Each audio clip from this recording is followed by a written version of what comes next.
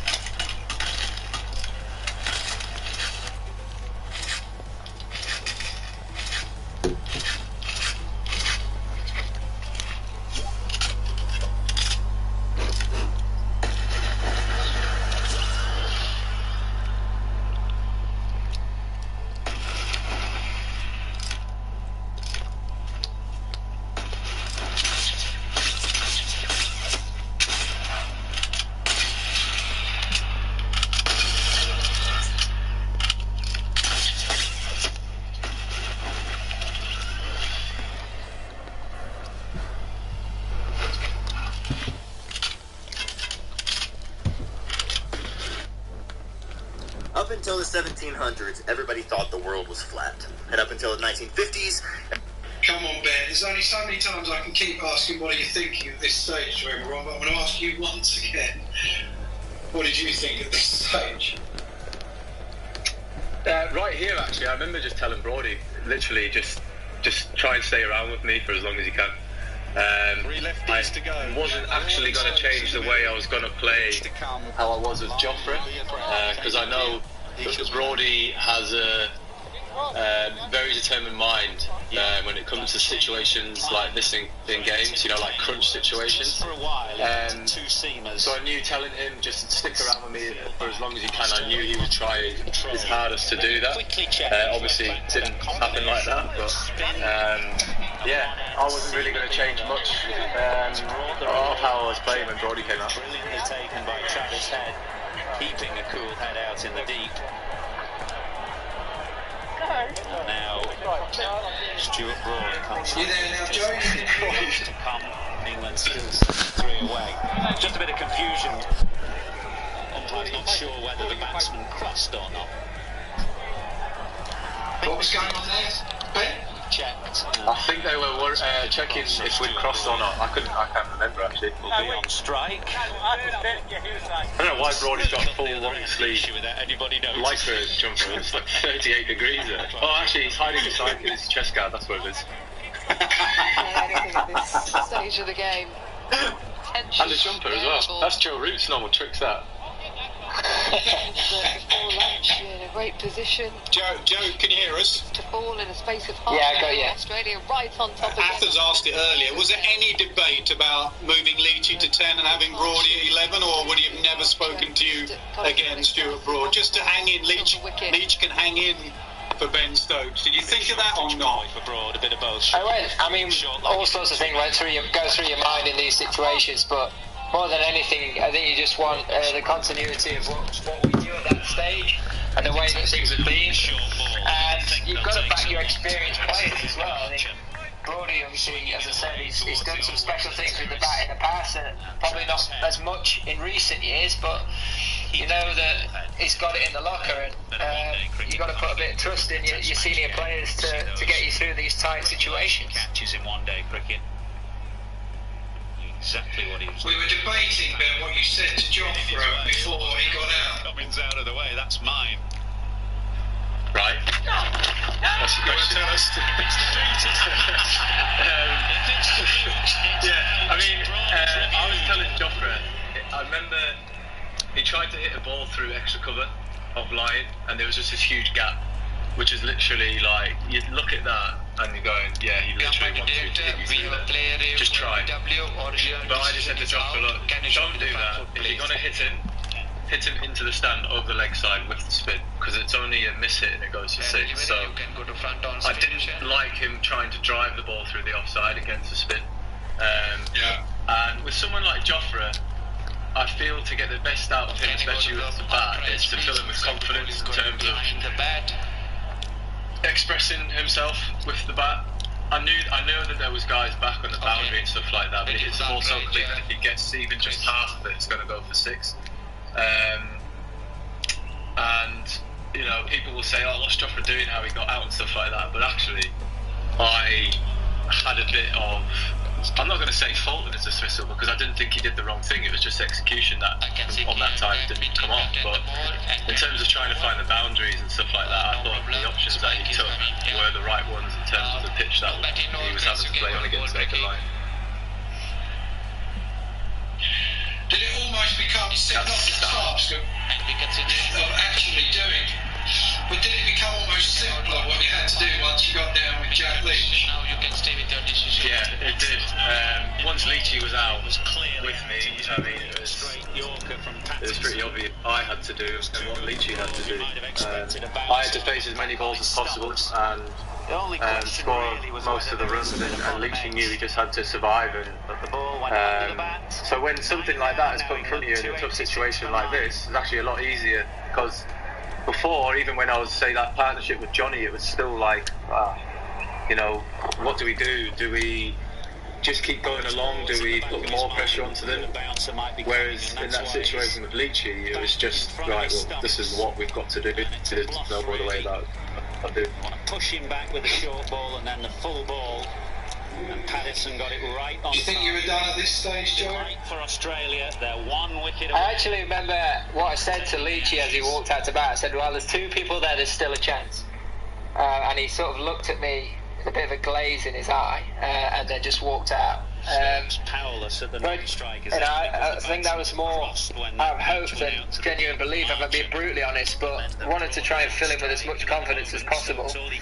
And as I said earlier, fresh in the memory is that World Cup where we sort of achieved something that we had no right to, and we'd also witnessed Ben do what he did there. We also witnessed what he did at this ground against Sri Lanka in that same tournament. So nearly years across the line with Woody at the back end of that game. So you sort of feel like you still got a chance, but it's very much against us now. Needing to hang around now. Ben, how much confidence had you had in Jack Leach? Because obviously he showed how well he could bat with his 92 at Lords against Ireland. He's no mug with the bat, so you're not thinking, here's a walking wicket, are you? His legs. Getting that promotion up to number 3 at Lords was a godsend, because I think he was averaging like 3 in the championship before that. But no, look at him. Look at the confidence he's got. He literally is Marcus Trescothick there. He's got the glasses, the trigger. He's got everything.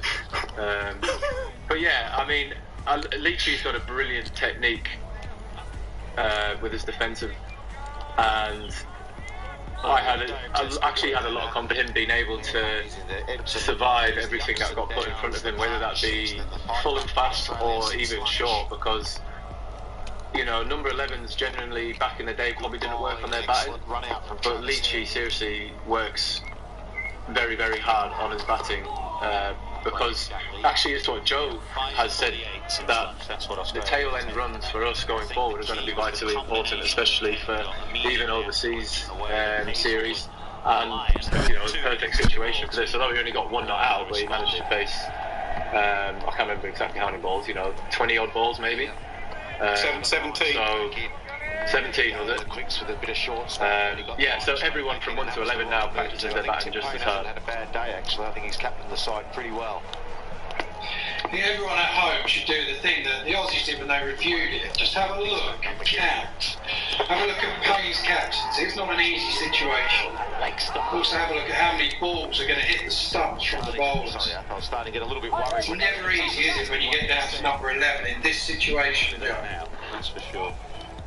No, and you're always looking for the way to finish the game, and especially when chaos going on at the other end, you've got to make those balls count when you're bowling at Leach, because Stokes is 60 on that out, he's about to unleash an unbelievable onslaught of aggressive shots, and you don't feel like you're in control of that.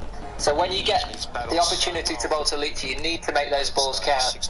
And you're almost wrestling with yourself, and the bowlers are doing the same at the back of their mark, trying not to put too much pressure on each ball, but also what's worked throughout the whole game so far. What are the best lengths to bowl on this wicket? If it's good enough for the top order, it should be good enough for the bottom order, for the lower order as well.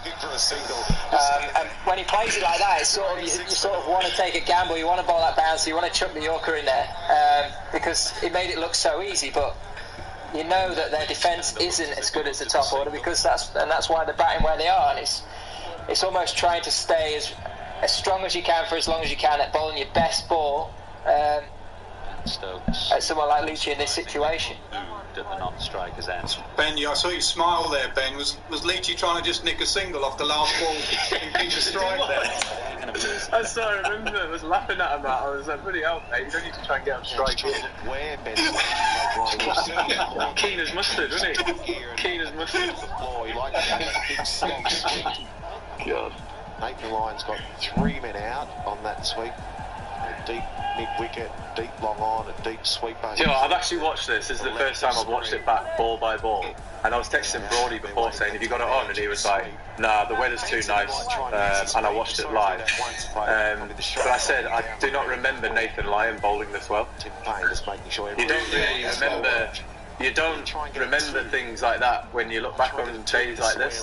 But I was watching, and especially early on, like basically throughout the day until I had to start trying to do different things. And a bowl it wide. He bowled so well. Probably should have got me out about 4 or 5 times. But as I say, you don't remember things like that. But he was such hard work. And you just putting that in there now for when you play that massive reverse sweep. Oh, like that one. A bit of a Line was just. When you're playing it though, are you looking at the field and then premeditating what you're going to do? Nearly all. Hello?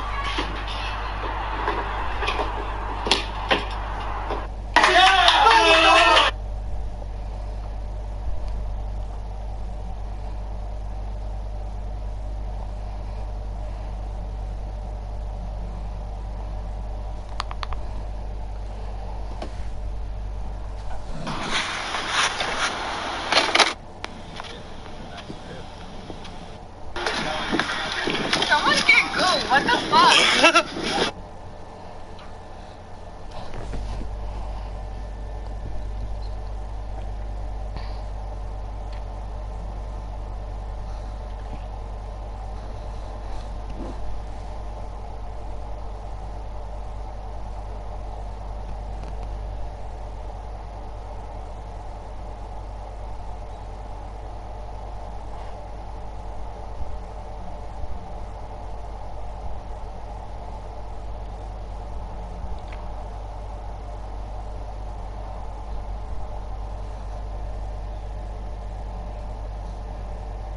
Political bastards! You ought to be ashamed of yourselves, you political bastards! You ought to be ashamed of yourselves, you political bastards! So, could never grow.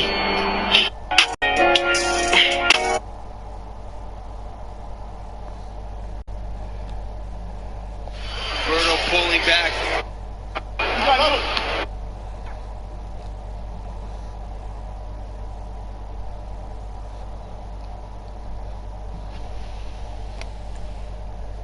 Joshua maintains eye contact with Povetkin all the way until the body shot lands, which makes Povetkin think the punch is coming to the head. Joshua is in a forward-leaning position to bait the punch from Povetkin, but Povetkin doesn't take the bait. And it's deliberately engineered so that Joshua can pull back from the punch and transition his weight from the front foot to the back foot. And then when Povetkin's momentarily overextended, Joshua is then in a position to come back and counter Povetkin, but he...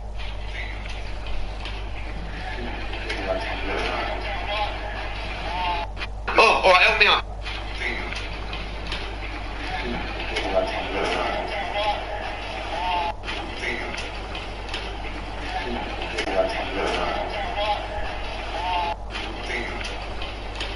Oh, all right, help me out. Help me out. Oh. What?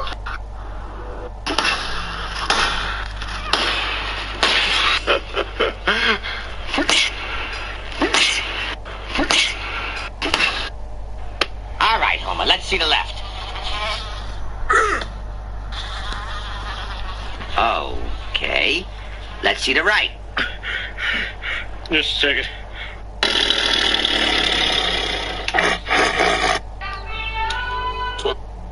Tangleworth Hotel. When people come to the restaurant, they've got to know they've arrived. But this fight.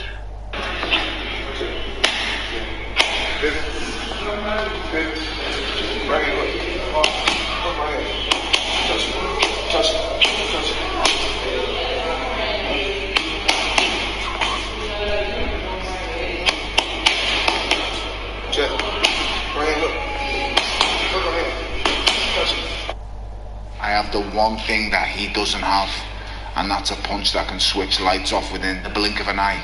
Just one wrong step, one wrong manoeuvre, and it's over. He says he has the one thing that you don't, and that's the power, the punch power. How do you answer that?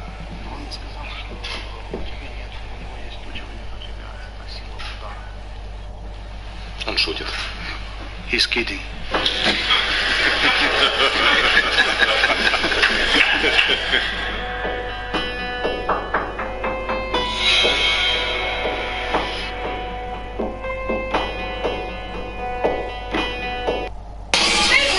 Get out of the way! Hello! I'm working out here! Get out! All of you's out of the way! Come on! Go play computers or outside! You're under my feet! Sergeant 10! Principal's doing it! You shouldn't sit it out!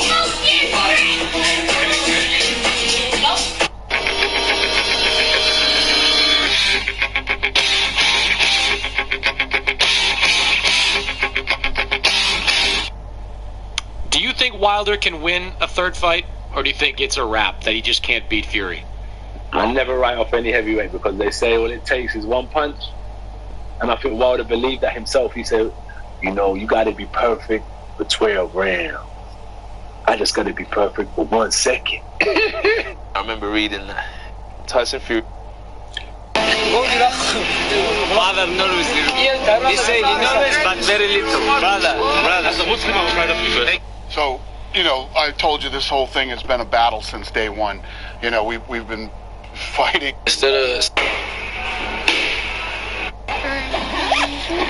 Well, can I have a quick... Obviously, fancies me, don't you, Eddie?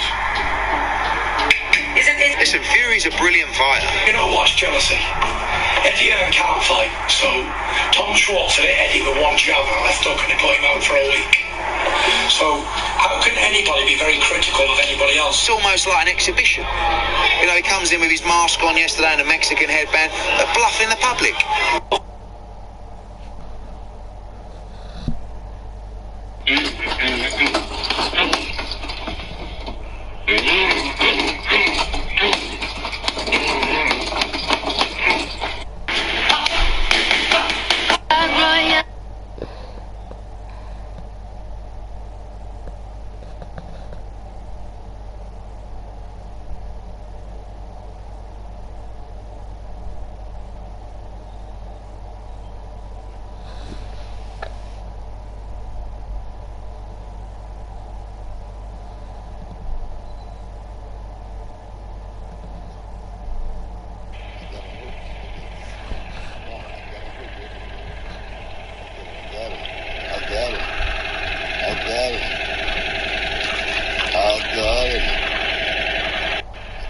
No mask.